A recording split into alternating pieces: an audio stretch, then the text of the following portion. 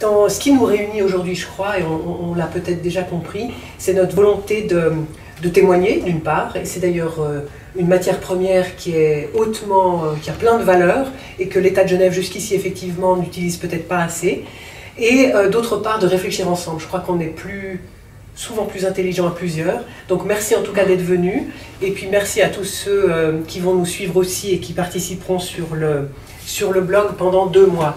Alors, Patrick, je rebondis facilement sur ce qu'il a dit. Ça fait effectivement un petit moment que Madame Künstler, qui est en charge depuis 2009 du département de l'Intérieur et de la Mobilité, aujourd'hui de l'Environnement aussi, a émis la volonté que nous trouvions une bonne occasion de tester la co-construction. Et puis, ayant également un service des systèmes d'information tout à fait actif au sein du département, on a souhaité aussi qu'il soit augmenté, c'est-à-dire qu'il est peut-être plus facile de réunir des personnes autour d'un blog, plutôt que de les réunir à X reprises physiquement pour réfléchir ensemble. Alors, on a décidé de lancer un projet de participation citoyenne augmentée. Après, il a fallu trouver le bon moment. Et je crois qu'on l'a trouvé aujourd'hui. Dans un premier temps, et pour matérialiser aussi son envie de lancer un projet de co-construction, Madame Künstler nous a tous emmenés, enfin un groupe d'entre nous, à Yverdon.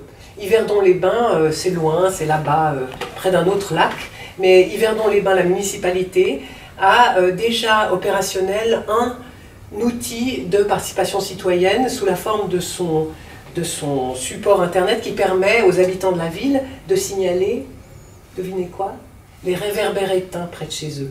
Alors c'est tout bête, mais c'est vrai qu'entre le moment où le réverbère est éteint, que la personne a un endroit pour immédiatement le dire, et que je crois que là, il y a des garanties de résultats ensuite de la réparation de l'ampoule dans les 48 heures, là le citoyen lambda voit que non seulement il peut témoigner immédiatement d'un dysfonctionnement, mais qu'en plus, son témoignage est suivi des faits. C'est plus efficace peut-être qu'un blog de la Tribune de Genève.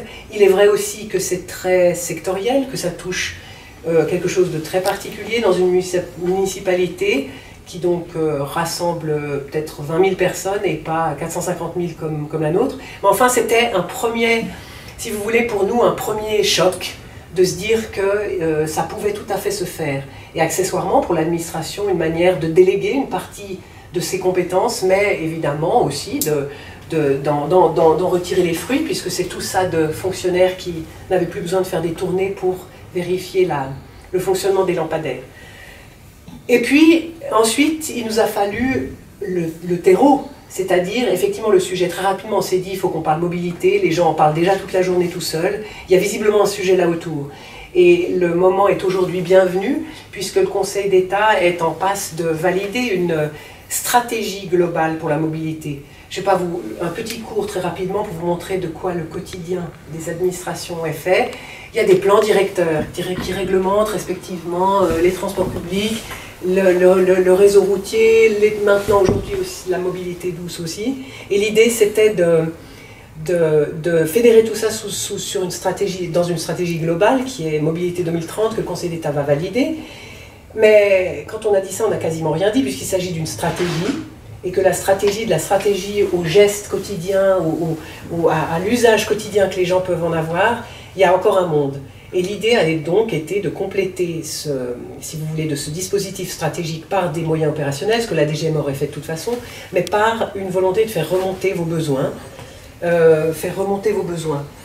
Alors, voilà, je ne sais pas si, effectivement, je vais peut-être passer la parole, parce que vous pouvez tous peut-être vous demander aujourd'hui à quoi va servir votre engagement, cet engagement qu'on vous demande, si possible, de tenir pendant 8 semaines, à compter de maintenant.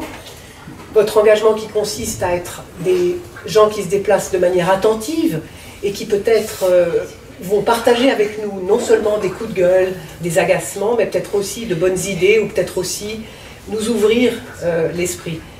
Donc effectivement, vous allez peut-être vous poser la question de savoir à quoi va servir votre engagement. Alors, je vais peut-être passer la parole à Mathieu, qui pourra matérialiser un petit peu cette partie-là de mon discours. Et puis j'en viendrai très rapidement ensuite, pour ce qui me concerne, à une lecture commentée de la charte qui nous lie tous au sein de cette plateforme.